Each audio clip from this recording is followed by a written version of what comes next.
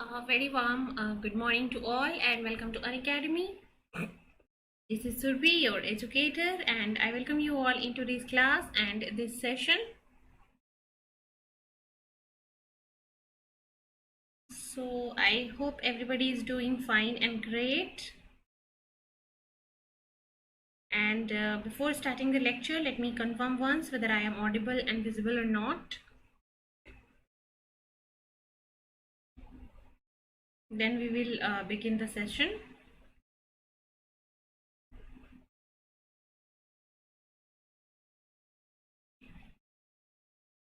चलिए सो I think video जो है वो लाइव आ चुकी है हमारी.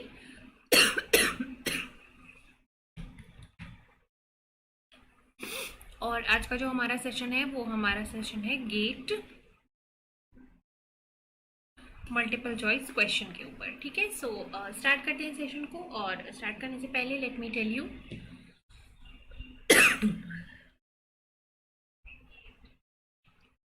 few important things related to Unacademy, why you should join Unacademy. Unacademy का प्लेटफॉर्म आपको क्या क्या बेनिफिट्स देता है.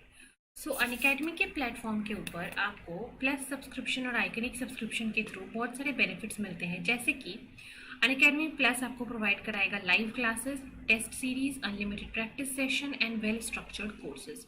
सो ये चार बेनिफिट जो है, जो कि यहाँ पे आपको दिख रहे हैं, ये चार बेनिफिट मिलता है Unacademy प्लस सब्सक्रिप्शन पे. इसके अलावा Unacademy आइकनिक पे इन चार बेनिफिट्स के अलावे और भी एक्स्ट्रा बेनिफिट्स मिलते हैं आपको. जैसे कि Unacademy आइकनिक आपको देता है पर्सनल गाइडेंस. ठीक है, where you will get guidance from top exam experts. यहाँ पे आपको मिलता है study planner, customised study plan with weekly reviews, study material, notes and practice sets, expert guidelines, booster sessions from exam experts and test analysis, your performance analysis. तो ये सारे जो extra advantages हैं जो कि आपको Unacademy प्लस में ना मिलके सिर्फ और सिर्फ Unacademy आइकनिक सब्सक्रिप्शन के अंदर मिलता है. ठीक है, तो Unacademy आपको प्लस सब्सक्रिप्शन और आइकनिक सब्सक्रिप्शन दोनों के थ्रू अपने स्टूडेंट्स को अलग अलग चीज़ें प्रोवाइड कराता है ताकि उनके लिए एग्ज़ाम क्लियर करना आसान हो सके. और अगर आप इन सारे सब्सक्रिप्शंस को लेना चाहते हो, Unacademy से जुड़ना चाहते हो, तो उसके लिए आपको Unacademy का लर्निंग ऐप डाउनलोड करना होगा. इसको इंस्टॉल करना होगा प्ले स्टोर से. प्ले स्टोर से इसको आप इंस्टॉल कर सकते हो. इंस्टॉल करने के बाद आप अपना गोल सेलेक्ट करोगे CSIR UGC नेट. ठीक है, CSIR UGC नेट रहेगा आपका गोल. और इस गोल के अंदर अगर आप देखना चाहते हो फ्री लाइव क्लासेस, ठीक है, आपको फ्री लाइव क्लासेस देखनी है. दैट मीन्स आपको अगर स्पेशल क्लासेस देखनी है, सो स्पेशल क्लासेस को देखने के लिए आपको यहाँ पे फ्री लाइव क्लास पे क्लिक करना है. ठीक है, और फ्री लाइव क्लास पे क्लिक करके आप नेक्स्ट यहाँ पे गेट सब्सक्रिप्शन पे जा सकते हो और सब्सक्रिप्शन यहाँ से ले सकते हो. ठीक है, सब्सक्रिप्शन आपको यहाँ से मिल जाएगी. सब्सक्रिप्शन लेने के बाद नेक्स्ट आपको चूज करना होता है आपका प्लान, कि आपको कौन सा प्लान लेना है. ठीक है, कौन सा प्लान आपको लेना है, 12 मंथ्स का, 24 मंथ्स का या फिर 6 मंथ्स का. जो प्लान भी आप लेना चाहते हो वो प्लान आप ले सकते हो. एंड अगर आप उस प्लान को लेते टाइम, लेट से आपने 12 मंथ का प्लान सेलेक्ट किया, तो इसमें अगर आप चाहते हो इस ओवरऑल प्राइस में से 10% ऑफ आपको मिल जाए. ठीक है, तो इसके लिए आपको यहाँ पे एक कोड एंटर करना होगा. ये कोड जब तक नहीं एंटर करोगे और अप्लाई करोगे तब तक आपको 10% ऑफ नहीं मिलेगा. कोड आपको क्या एंटर करना है, कोड जस्ट आपको मेरा नाम सुरभि 01, ये कोड आप जैसे ही यूज़ करोगे आपको यहाँ पे 10% ऑफ मिल जाएगा Unacademy के प्लस सब्सक्रिप्शन से. ठीक है, Unacademy का प्लस सब्सक्रिप्शन से आपको 10% ऑफ यहाँ पे फटाफट से मिल जाएगा जैसे ही आप मेरा कोड एंटर करके उसको अप्लाई करोगे. इसके बाद आप पेमेंट कर दो. पेमेंट करने के बाद आप Unacademy प्लस या फिर Unacademy आइकॉनिक स्टूडेंट जो है वो बन चुके हो. इसके बाद आप जो भी नए नए बैचेस लॉन्च होते हैं आप उन सारे नए बैचेस में इनरोल हो सकते हो. ठीक है, जैसे कि अभी एक बैच चल रहा है हमारा batch 2 for life sciences crash course, ये नया बैच चल रहा है, इसमें आप इनरोल हो सकते हो. इसके अलावा और भी बहुत सारे नए बैचेस जैसे कि complete batch course for Hindi and paper 1, ये भी 27 अक्टूबर से स्टार्टेड है. Outside batch for complete course on management and paper 1, ये भी 27 अक्टूबर से स्टार्ट है. Outside batch for crash course of mathematical sciences, ठीक है, फॉर CSIR UGC नेट, ये भी आपका 27 अक्टूबर से स्टार्ट है. सो ये सब दिखा के मैं ये बताना चाहती हूँ कि बहुत सारे नए बैचेस जो है वो हमेशा अनअकैडमी के प्लेटफॉर्म के ऊपर लॉन्च होते रहते हैं, ठीक है। डेली बेसिस पे यहाँ पे नए बैचेस लॉन्च होते हैं। नाउ इट्स योर रिस्पॉन्सिबिलिटी कि आप कब सब्सक्रिप्शन लेकर कब अपनी प्रिपरेशन को स्टार्ट करो, ठीक है।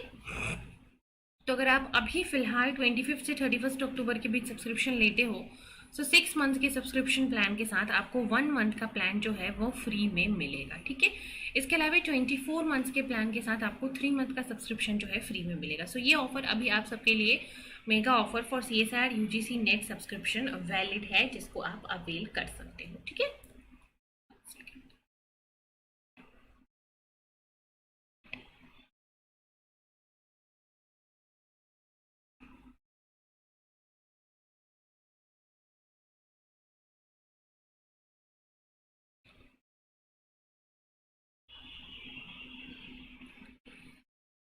चलिए, so now let's start our question practice session, ठीक है। अपने प्रैक्टिस सेशन को स्टार्ट करते हैं।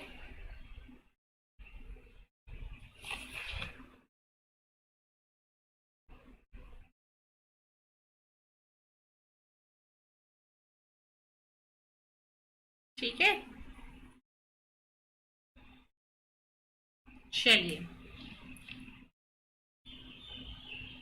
चलिए, तो ये रहेगा आज के लिए पहला सवाल। Match the compound 1 and it's correct entries from group 2। Group 1 और ग्रुप 2 को मैच करना है आपको।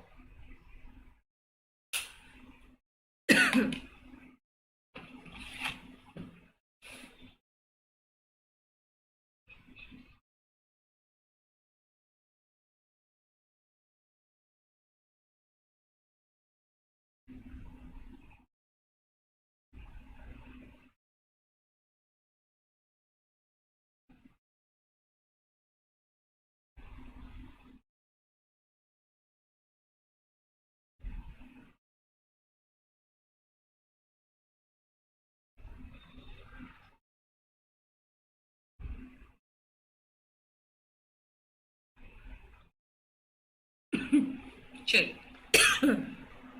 सॉल्व करें इसको।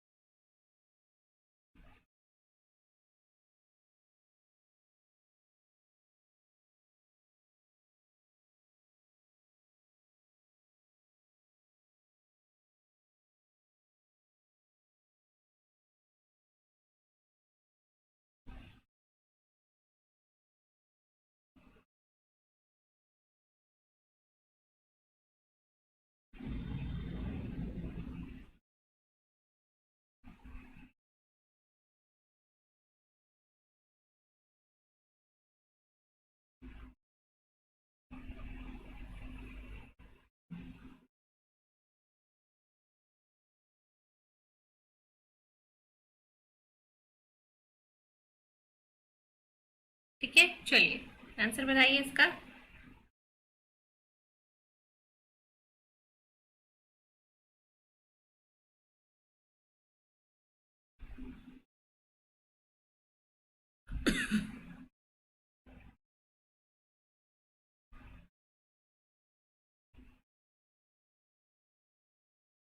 चलो आ जाओ, इसको देखते हैं। So match the group 1 and group 2, ठीक है। ग्रुप 1 और ग्रुप 2 को हमको मैच करना है। सो ग्रुप 1 में देखते हैं क्या है। सबसे पहले है साइनाइड, ठीक है। साइनाइड का क्या काम होता है? देन है आपका एंटीमाइसिन, वेलिनोमाइसिन और ओरोवर्टिन, ठीक है। तो यहाँ पे आंसर आपको दिख रहा होगा, सी होगा। चलो आ जाओ।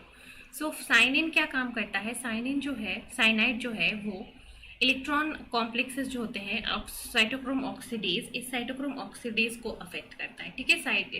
साइनाइड जो है वो इलेक्ट्रॉन ट्रांसपोर्ट कॉम्प्लेक्सेस को अफेक्ट करता है, उसमें से भी कॉम्प्लेक्स 4 को। एंटीमाइसिन क्या करता है? एंटीमाइसिन जो है ये आपके इलेक्ट्रॉन ट्रांसपोर्ट को भी अफेक्ट करता है from cytochrome B to cytochrome C, ठीक है। सो नेक्स्ट कॉम्प्लेक्स 3 to 4 के ट्रांसपोर्ट को एंटीमाइसिन रोकता है। वेलिनोमाइसिन का काम क्या होता है? वेलिनोमाइसिन जो है it is a K+ transporter, K+ आयोनोफोर होता है वेलिनोमाइसिन। और ओरोवर्टिन क्या होता है, वो F1 सब यूनिट ऑफ एटीपीएच सिंथेस को इनहिबिट करता है, ठीक है। सो इसको आपको ध्यान रखना है यहाँ पे जो भी मैच द फॉलोइंग है कि साइनाइड जो है वो साइटोक्रोम ऑक्सीडेज को इनहिबिट करेगा, एंटीमाइसिन जो है वो electron transport from complex 2 to complex 3 to complex 4, valinomycin is the K plus transporter, aurovertin will inhibit the F1 subunit. So you have to keep these things in mind, ठीक है, इसको ध्यान रखना होगा आपको, ये सब आपको याद रखने वाली चीजें हैं, ठीक है। चलिए, सो इसका आंसर हो गया सी।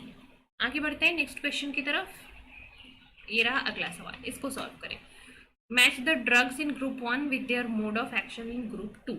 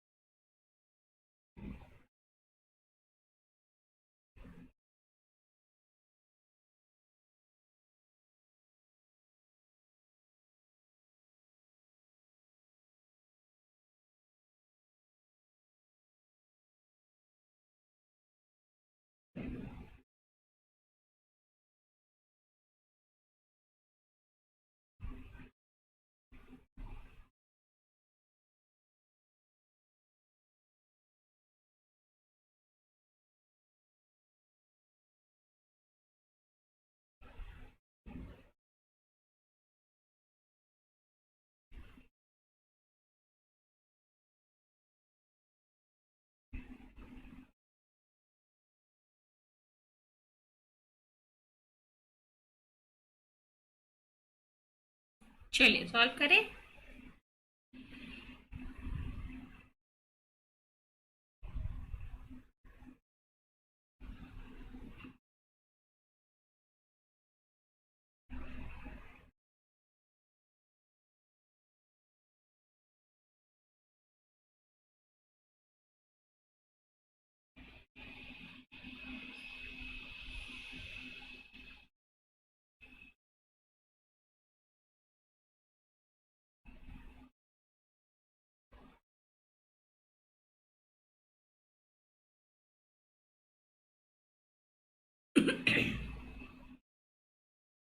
चलिए, so match the drug 1 in group 1 and there mechanism of action in group 2, ठीक है। सो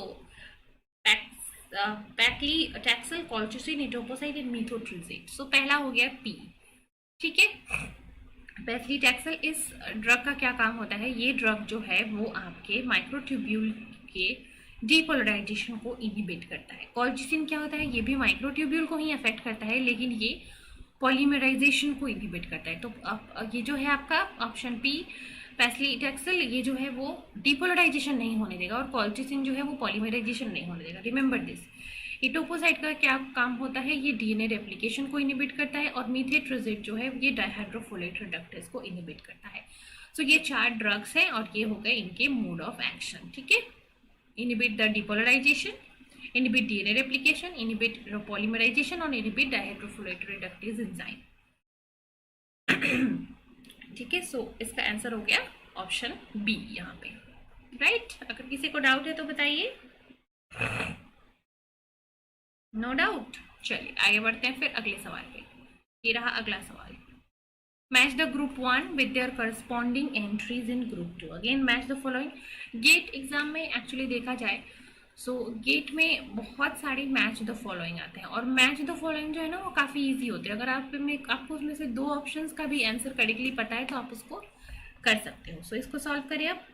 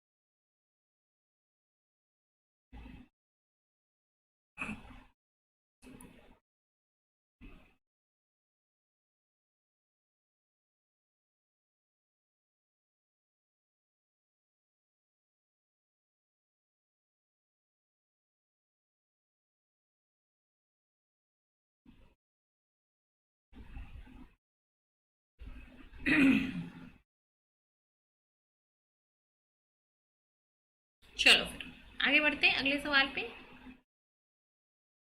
अच्छा, यही डिस्कस कर रहे थे हम, चलिए। अभी तक किसी का भी आंसर नहीं आया, फटाफट से आंसर दीजिए। I want answers from all of you.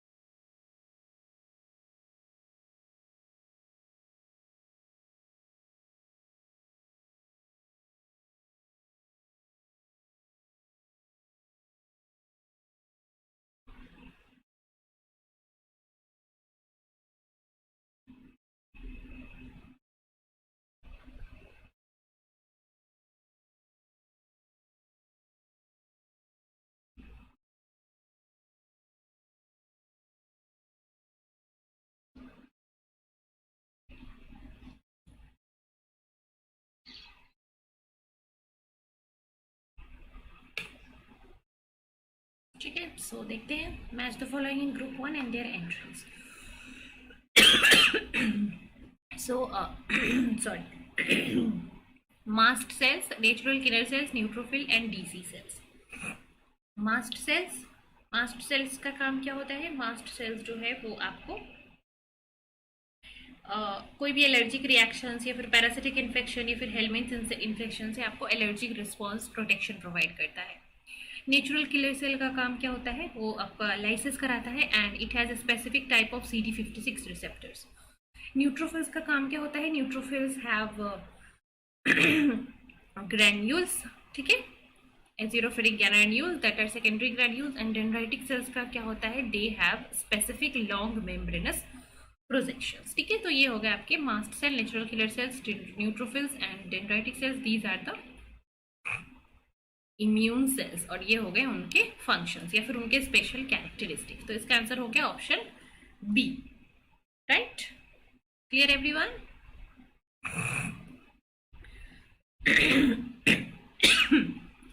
चलो आगे बढ़ते हैं अगले सवाल पे। Again a match the following. So जैसा कि मैंने कहा कि गेट में बहुत सारे मैच द फॉलोइंग्स आते हैं हर साल, so you should be prepared for this. यहाँ पे क्या है? माइक्रो ऑर्गेनिज्म और उनका फर्मेंटेशन प्रोडक्ट्स। तो सॉल्व करें इसको, मैं इसको डिस्कस करती हूँ।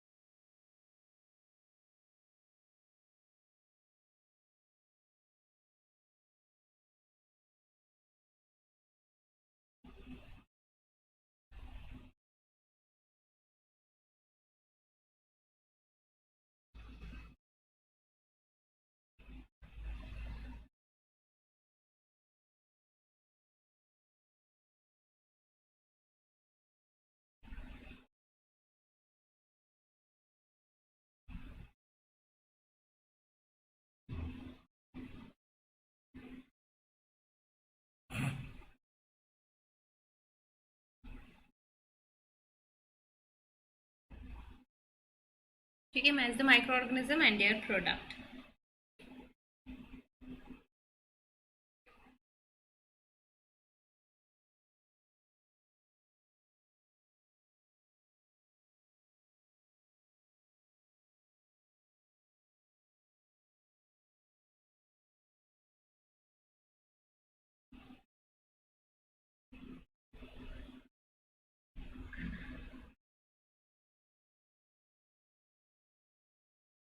चलिए,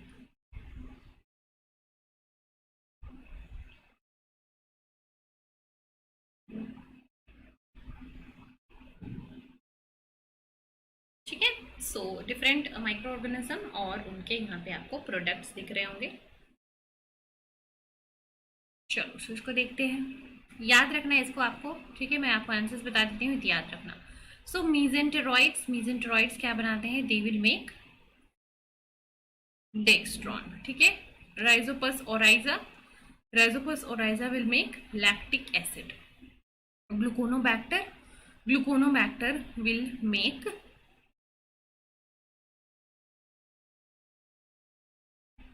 सरपोज। एंड स्ट्रेप्टोमाइसिस जो है वो क्या बनाएगा? आपका स्ट्रेप्टोमाइसिस बनाएगा कोबालमिन, ठीक है। तो ध्यान रखना है इसको, याद रखिएगा इसको। This question is just you have to remember, इसमें कोई कॉन्सेप्ट नहीं है, आपको बस याद रखना है कि कौन सा माइक्रो ऑर्गेनिज्म कौन सा प्रोडक्ट बनाता है, ठीक है। नथिंग टू रिमेंबर हियर, यहाँ पे कुछ ऐसा नहीं है जो मैं आपको ट्रिक बताऊं जो कि आप याद कर सकते हो। आपको बस यहाँ पे क्या करना, जो कि आप समझ सकते हो, आपको बस यहाँ पे याद ही रखना है, ठीक है। चलिए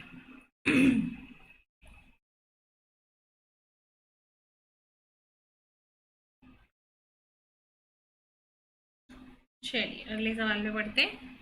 ये रहा अगला क्वेश्चन, इसको सॉल्व करें।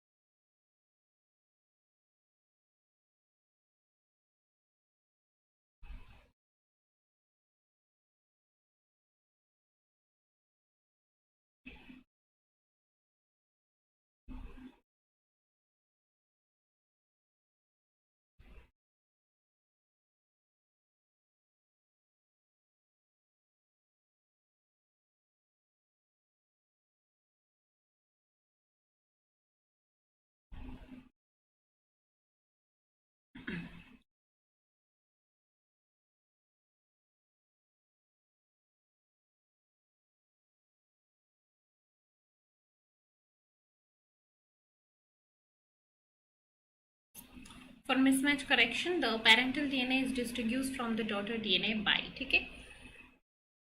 पेरेंटल डीएनए और डॉटर डीएनए को कैसे डिफरेंशिएट किया जाता है, ठीक है। पेरेंटल डीएनए और डॉटर डीएनए को कैसे डिफरेंशिएट किया जाता है। सो ये मान लो पेरेंटल डीएनए है, ये डॉटर डीएनए है।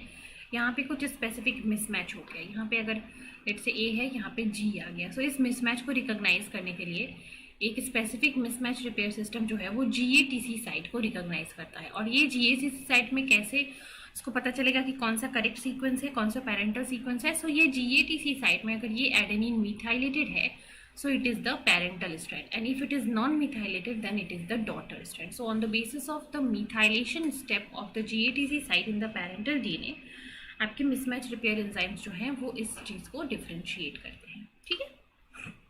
So the parental DNA is distinguished from the daughter DNA by the methylation step, ठीक है।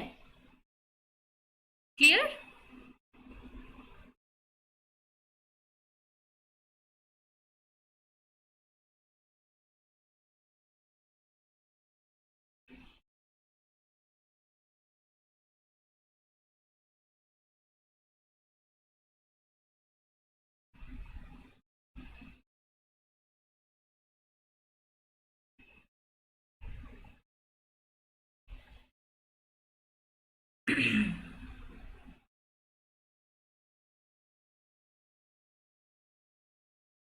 चलिए आगे बढ़े, अगले सवाल पे बढ़ते हैं। चलिए इसको सॉल्व करें।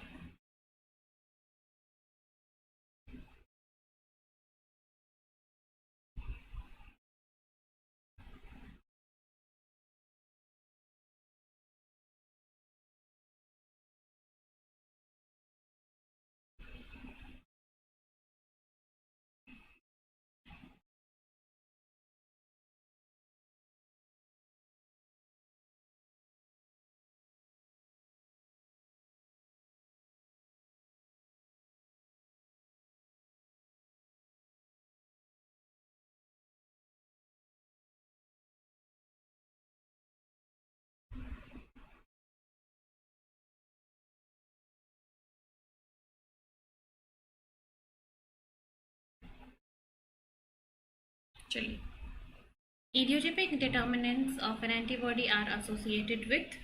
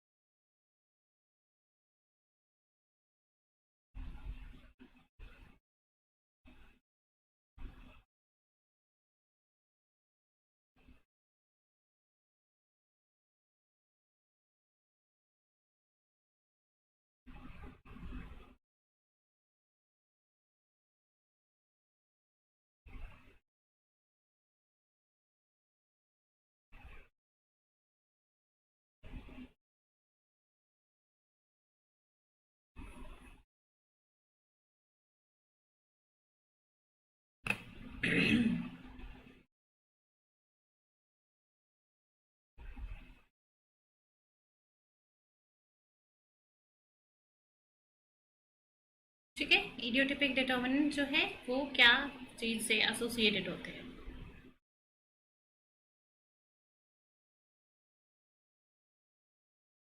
Constant region of AB chain, constant region of light chain, constant region of AB and light chain and variable region. ठीक है,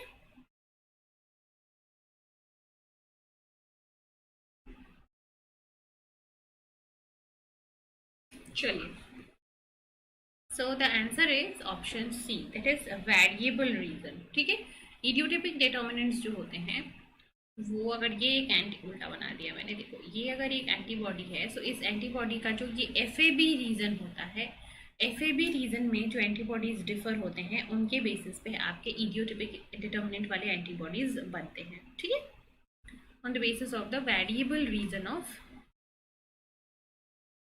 एंटीबॉडीज। ठीक है, सो ये अगर एक एंटीबॉडी है, सो यहाँ पे ये वेरिएबल रीजन के डिफरेंसेस के बेसिस पे आपके इडियोटिपिक डिटर्मिनेंट्स होते हैं।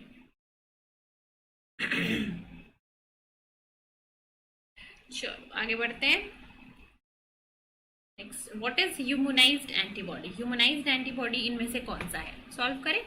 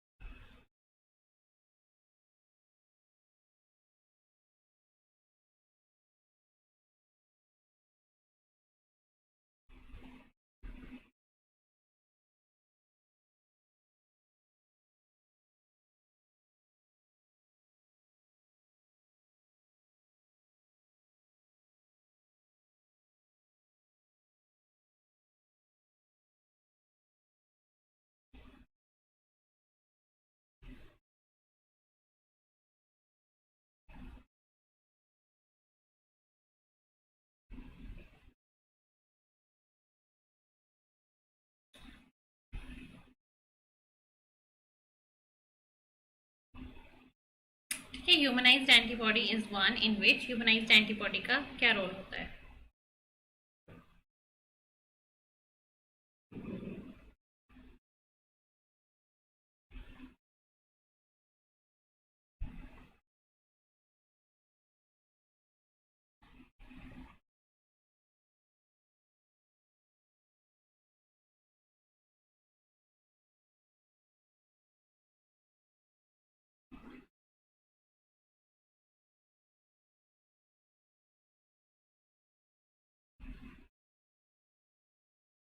ठीक है, ह्यूमनाइज्ड एंटीबॉडी क्या होता है, चलो देखते हैं। यहाँ पे अगर आप एंटीबॉडीज को देखो, ये है नॉर्मल माउस का एंटीबॉडी है, इसका वेरिएबल रीजन, ये है इसका कांस्टेंट रीजन। ठीक है, ये है आपका काइमेरिक एंटीबॉडीज। काइमेरिक एंटीबॉडीज के अंदर क्या होता है, यहाँ पे जो वेरिएबल रीजन है ये कंप्लीटली कहीं और से डिराइव होता है। जैसे कि बाकी के रीजन जो है लाइट ब्लू कलर में, ये ह्यूमन से डिराइव्ड है, लेकिन जो इसका वेरिएबल फ्रेगमेंट है, FAB fragment, this is derived from mouse. जहाँ पे वेरिएबल फ्रेगमेंट माउस से डिराइव्ड हो और बाकी सारा सेगमेंट ह्यूमन का हो, तो वो होता है chimeric antibodies. The next is the humanised antibodies. Humanised antibody में आप देखोगे कि most of the fragments human का है, लेकिन यहाँ पे कुछ स्ट्रिप्ड रीजन जो है वो कि माउस से हैं, जो कि पर्पल कलर के आपको दिख रहे हैं, and these are the CDRs, complementary determining regions. तो जब एंटीबॉडी में सिर्फ और सिर्फ कॉम्प्लीमेंट्री डिटरमाइनिंग रीजन्स माइस से हो और बाकी सारे रीजन्स ह्यूमन से हो, सो इस टाइप के एंटीबॉडीज अरेंजमेंट को हम कहते हैं ह्यूमनाइज्ड एंटीबॉडी। ठीक है, so humanised antibody is the one in which the CDRs are the from mouse and rest is from human. ठीक है, बाकी रेस्ट जो है वो ह्यूमन से रहेंगी, सिर्फ और सिर्फ इसका जो आपका सीडीआर्स है वो माइस से डिराइव्ड रहेगा। ठीक है, so it is option number D. Fine, let's move ahead, आगे बढ़े नेक्स्ट क्वेश्चन पे।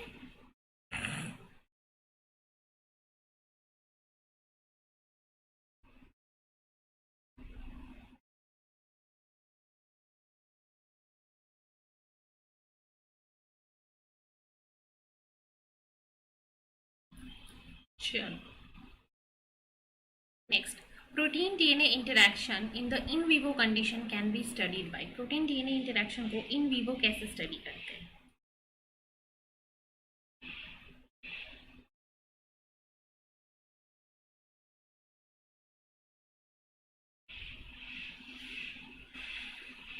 ठीक है, प्रोटीन डीएनए इंटरैक्शन को हाउ कैन यू स्टडी?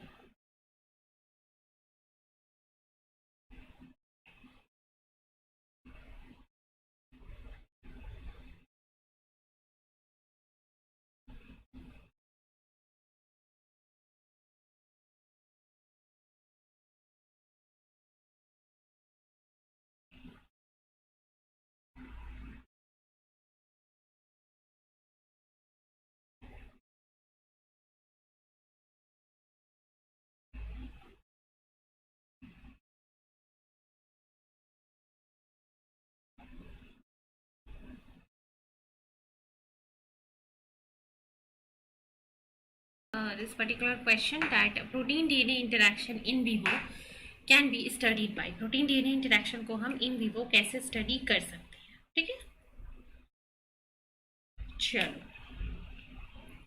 चलो जेल शिफ्ट टेस्ट से साउदर्न हाइब्रिडाइजेशन, फ्लोरेसेंस इन सिटू हाइब्रिडाइजेशन और chromatin immunoprecipitation. This third technique chromatin immunoprecipitation is the one जिसके थ्रू आप डीएनए और प्रोटीन के इंटरैक्शन को स्टडी कर सकते हो। ठीक है, चलो ड्यूरिंग फोटो रिस्पायरेशन। ठीक है, फोटो रिस्पायरेशन कब होता है? जब CO2 का अमाउंट लो होता, जब लो CO2 और हाई O2 फोटो रिस्पायरेशन होगा। ठीक है, जब लो CO2 हो जाएगा और हाई O2 होगा, हाई O2 जो है वो रूबिस्को से बाइंड करेगा और फोटोसिंथेसिस की जगह फोटो रिस्पायरेशन करवाएगा। ठीक है, इस फोटो रिस्पायरेशन के टाइम पे what are the two products जो कि फॉर्म होते हैं?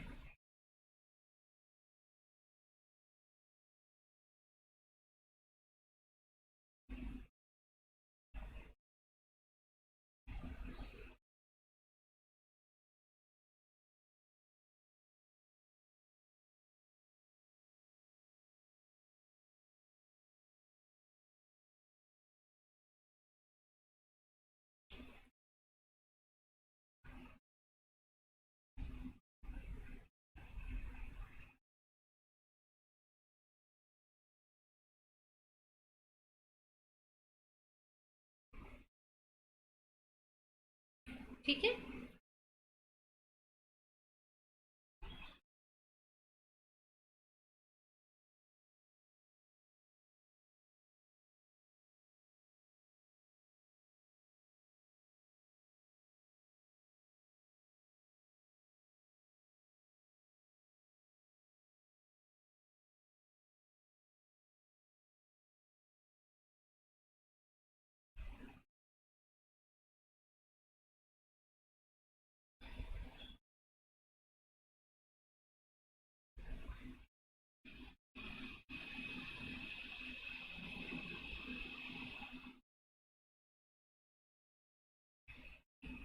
सॉल्व करें इसको, जल्दी से कमेंट में आंसर बताएं।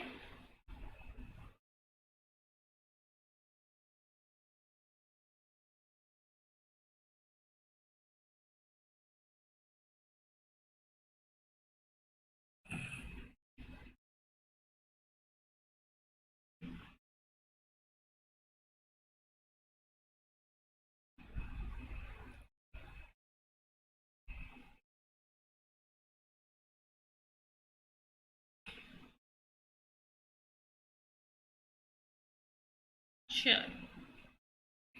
सो फोटो रिस्पायरेशन में क्या होता है, कौन सा प्रोडक्ट बनता है? सो फोटो रिस्पायरेशन के टाइम पे जो रुबिस्को होता है, रुबिस्को एंजाइम जो है वो आरयूबीपी को कंबाइन करवाता है किससे? ऑक्सीजन से, to make one molecule of phosphoglycerate and one molecule of phosphoglycolate. ठीक है, सो ग्लिसरॉल एंड ग्लाइकोलेट दोनों ही चीज़ें यहाँ पे एक एक मॉलिक्यूल बनती है during the case of photo respiration. ठीक है, लेकिन अगर फोटोसिंथेसिस होता है तो फॉस्फो ग्लाइकोलेट नहीं बनता है, लेकिन यहाँ पे फोटो रेस्पायरेशन है तो ग्लिसरेट और ग्लाइकोलेट दोनों ही बनते हैं। राइट, तो यही डिफरेंस होता है फोटोसिंथेसिस एंड फोटो रेस्पायरेशन में।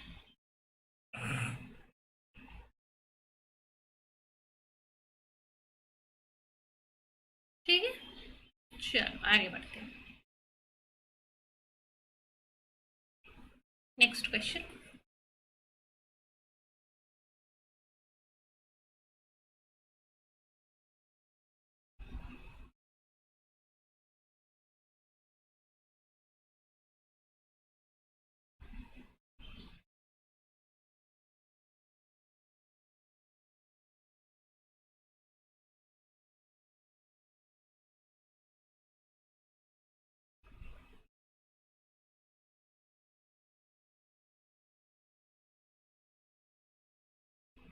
चलिए सॉल्व करें इसको।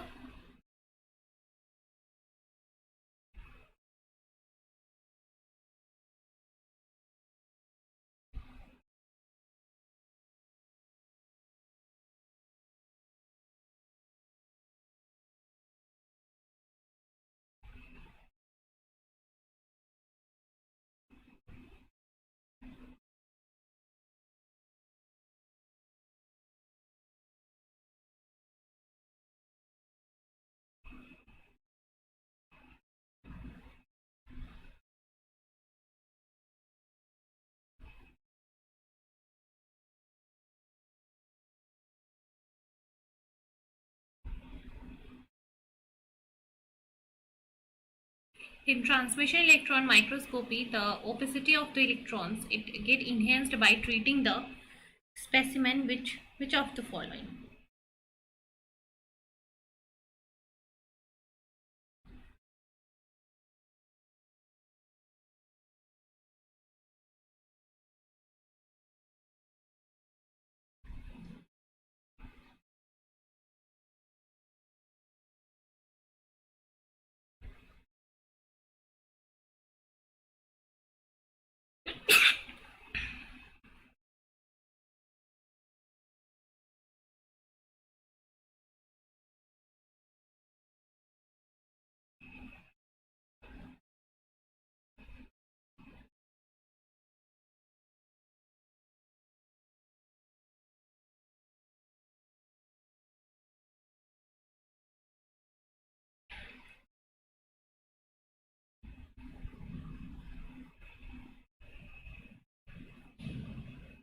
चलिए, सो ट्रांसमिशन इलेक्ट्रॉन माइक्रोस्कोप के ऊपर जो भी आपका सैंपल होता है उसके ऊपर हम ट्रांजिशन हैवी मेटल्स का क्या करते हैं? स्प्रे करते हैं, so that it's electron conductivity can be increase. ठीक है, सो क्यों करते हैं? ताकि इसकी जो इलेक्ट्रॉन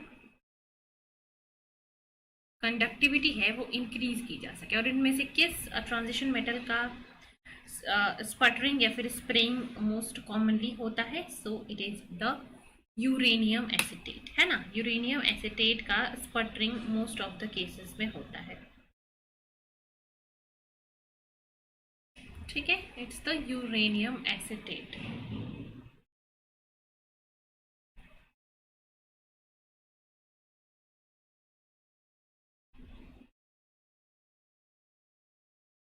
ठीक है,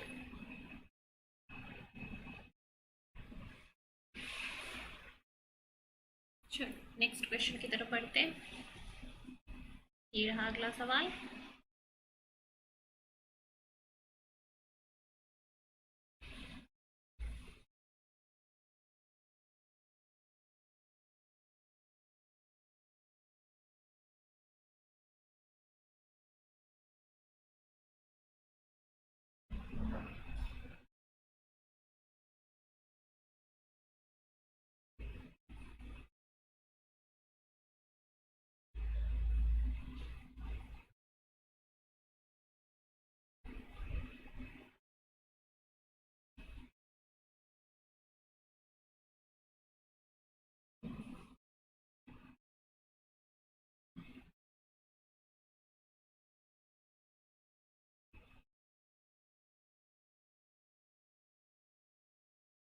चलो, so match the antibiotics in group 1 with their mode of action in group 2। Solve करिए इसको। Not able to get answers, okay. Chloramphenicol, rifampicin, tetracycline and quinolone, इन सारे एंटीबायोटिक्स का मोड ऑफ एक्शन कैसा होता है? ठीक है, क्लोरामफेनिकॉल की सबसे पहले बात करेंगे। क्लोरामफेनिकॉल जो है वो प्रोटीन सिंथेसिस को क्या करता है? अफेक्ट करता है। ठीक है, प्रोटीन सिंथेसिस के प्रोसेस।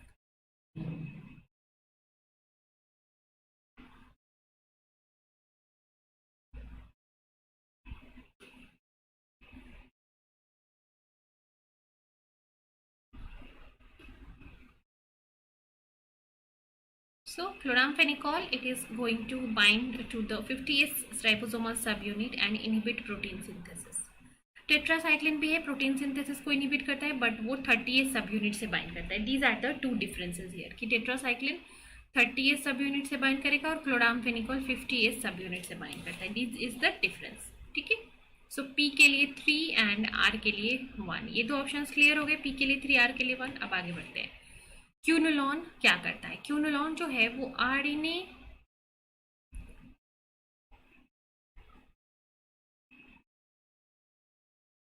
डीएनए गाइडेज को इनहिबिट करता है। सॉरी, क्यूनोलॉन जो है वो डीएनए गाइडेज, जो कि आपका डीएनए सुपर क्वाइलिंग के लिए रिस्पॉन्सिबल होता है, उसको अफेक्ट करता है।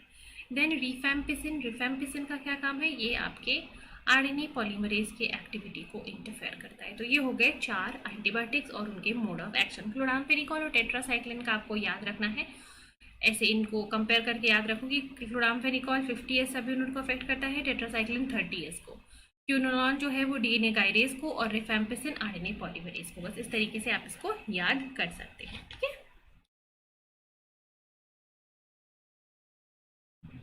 Any doubt here? Anybody related to any antibiotic and its mode of action? किसी को कुछ डाउट है इधर?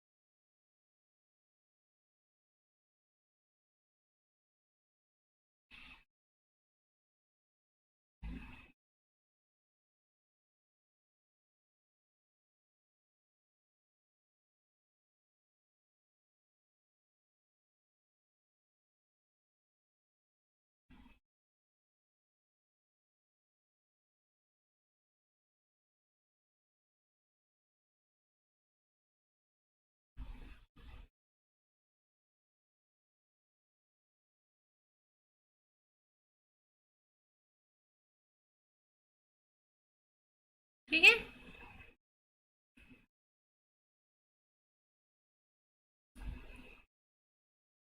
चलो आगे बढ़ते हैं अगले सवाल पे। ये रहा अगला सवाल, इसको सॉल्व करें। बहुत इंटरेस्टिंग क्वेश्चन है ये about immunology.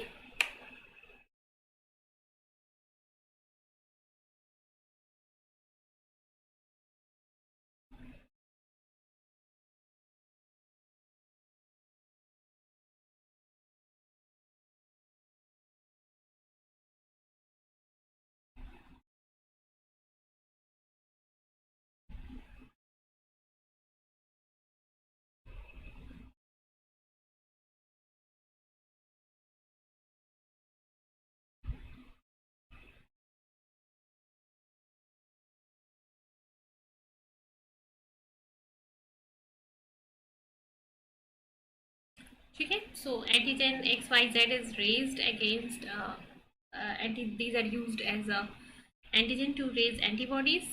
So on the basis of that you have to solve this question.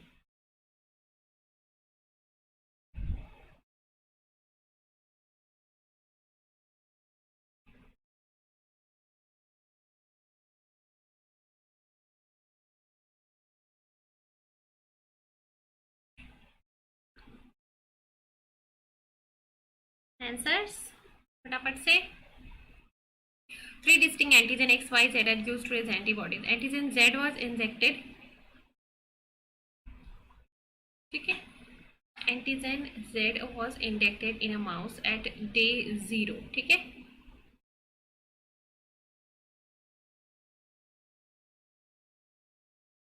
Day 0 पे, ठीक है, followed by administration of X and Y on day 28.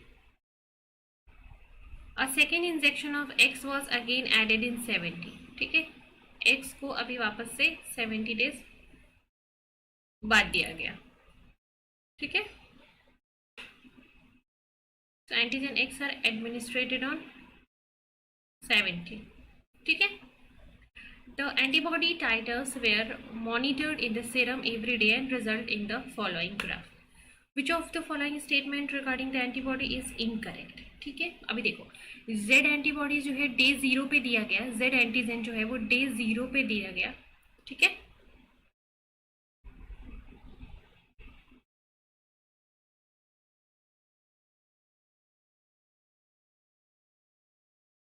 ठीक है। अगर एंटीजन Z दिया गया डे 0 पे, सो डे 14 पे क्या होगा, एंटीबॉडीज बन जाएंगी, ठीक है, डे 14 पे। देन 28 डेज पे X और Y दिया गया, देन 70 to 74 डेज, 28 प्लस अगर हम 14 करें सो 42 डेज पे X और Y एंटीडेज बनेंगे।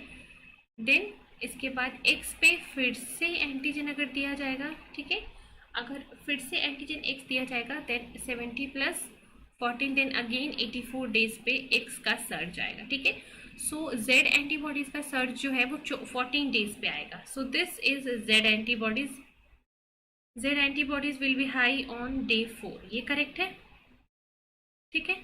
देन एंटीजन X और Y का जो सर्च है वो 42 डेज के पे आएगा, X will be high on 42 days, ठीक है, ये भी सही है, यहाँ पे ए भी सही है। X will be high on 84 days, yes ये भी सही है, X जो है वो इस पे भी हाई होगा, लेकिन फोर्थ स्टेटमेंट क्या है, Y will be high on 84 days, Y जो है वो 84 डेज पे हाई होगा, नो, Y जो है वो सिर्फ और सिर्फ 42 डेज पे हाई होगा, ठीक है।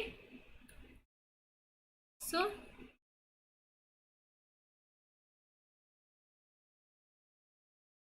X जो है वो 42 डेज और 84 डेज के साथ में होगा। Y में क्या होगा, Y जो है वो सिर्फ 42 डेज पे होगा और Z जो क्या है वो 14 डेज पे होगा। दीज आर द सर्जेस, ठीक है। सो यहाँ पे incorrect is the option D, ठीक है, क्लियर।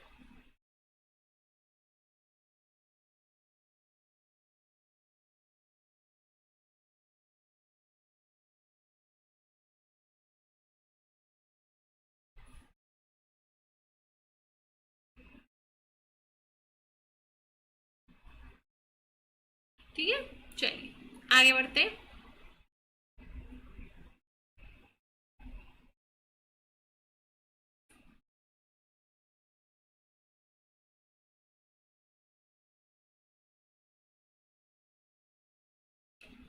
डी।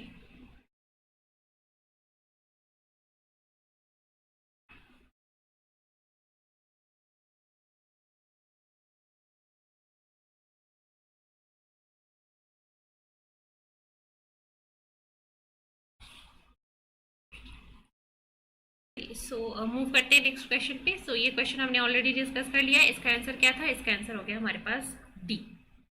ठीक है, किसी को डाउट है यहाँ पे? चलो आगे बढ़ते हैं अगले सवाल पे। ये रहा नेक्स्ट क्वेश्चन, इसको सॉल्व करें। Again match the following from group 1 and group 2। Group 1 और ग्रुप 2 को आपको क्या करना है? मैच करना है।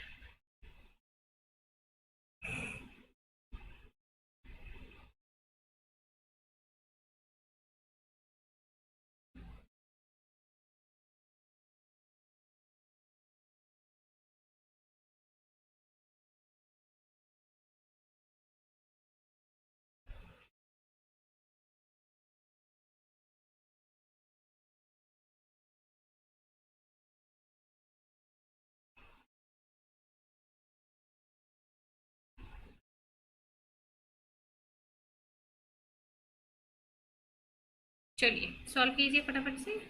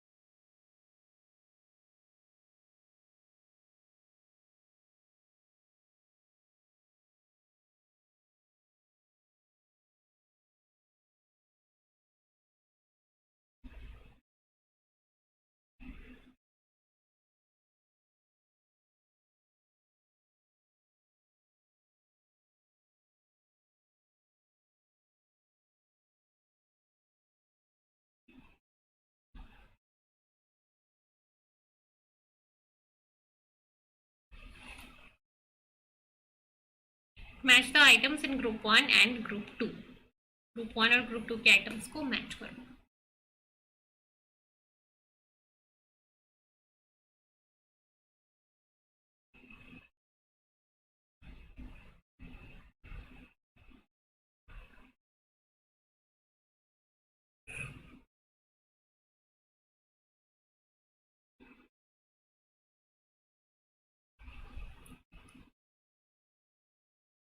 चलो so receptor tyrosine kinase, cyclic GMP, GTPase activating protein and nuclear receptor. So receptor tyrosine kinase का क्या काम होता है? रिसेप्टर टायरोसिन काइनेज जो है वो इंसुलिन के सिग्नलिंग को रेगुलेट करता है। ठीक है, जो इंसुलिन है वो जाके रिसेप्टर टायरोसिन काइनेज पे बाइंड करेगा और रिसेप्टर टायरोसिन काइनेज एक्टिवेट होके मैप काइनेज पाथवे को एक्टिवेट करता है, और मैप काइनेज पाथवे जो है एक्टिवेट होके वो ग्लूकोज का क्या करता है? कन्वर्जन कराता है ग्लाइकोजन में। ठीक है, सो this is the pathway induced by receptor tyrosine kinase for insulin signaling। ठीक है,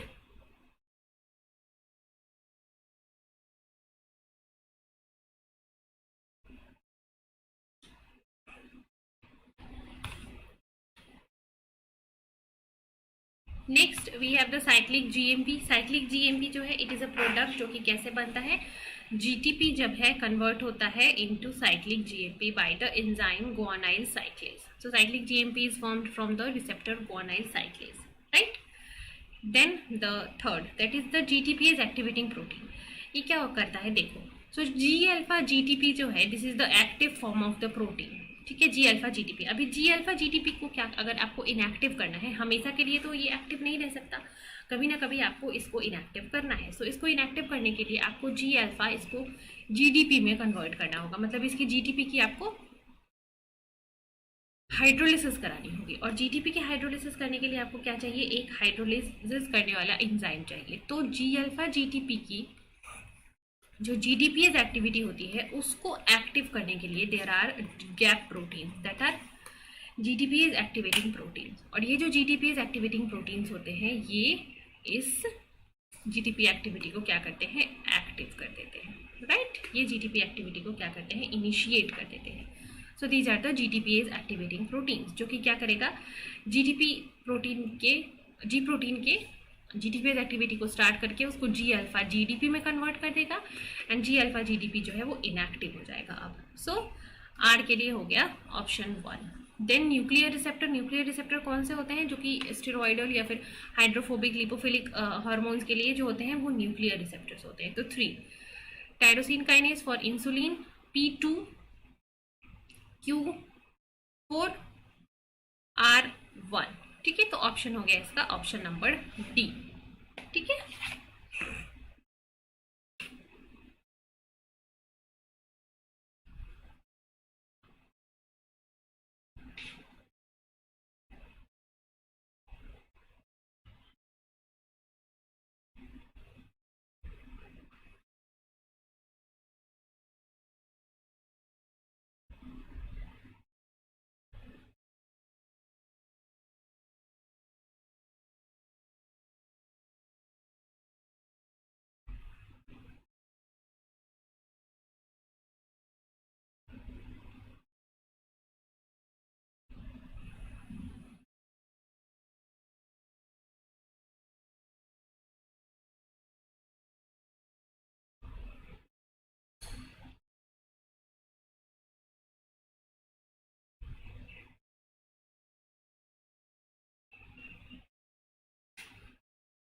ठीक है, चलो आगे बढ़ते हैं नेक्स्ट क्वेश्चन पे।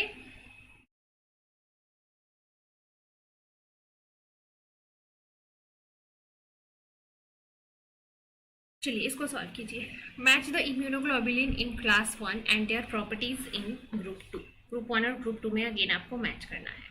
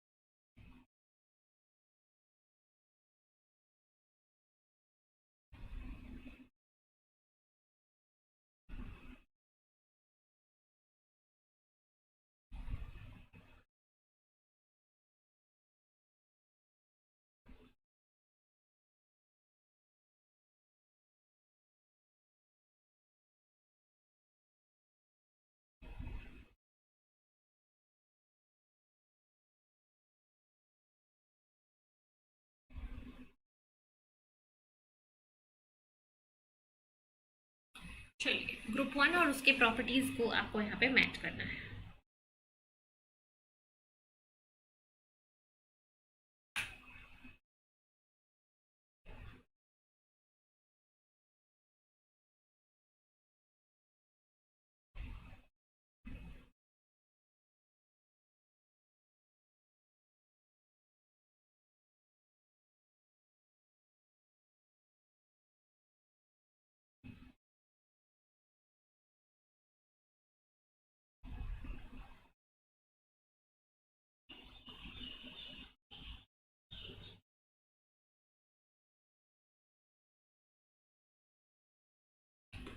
ठीक है, चलो।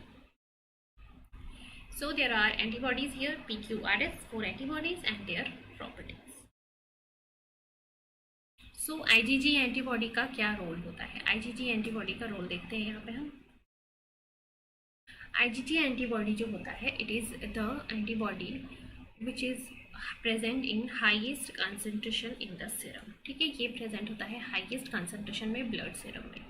IgE एंटीबॉडी क्या होता है, वो सिक्रीशंस में प्रेजेंट होता है, it is present in the external secretions. ठीक है, प्रेजेंट होता है एक्सटर्नल सिक्रीशंस में। IgE एंटीबॉडी कहाँ पे होता है, IgE एंटीबॉडी जो है वो पैरासिटिक और एलर्जिक रिएक्शंस के लिए होता है, और M is the first one to appear in any case. So these are the 4 antibodies. IgE P के लिए हो गया 4, A के लिए हो गया 1, R के लिए 2 and S के लिए 3. 4 1 2 3 4 1 2 3 4 1 2 3. That is option number A. So I hope it is clear, everybody. So that's all for today's class. Thank you so much, and we'll be meeting tomorrow again for our next session. ठीक है, so thank you so much and take care everybody. अगर video अच्छी लगी हो तो इसको like ज़रूर कर देना, शेयर कर देना एंड चैनल को सब्सक्राइब कर लेना अगर आप नए हो.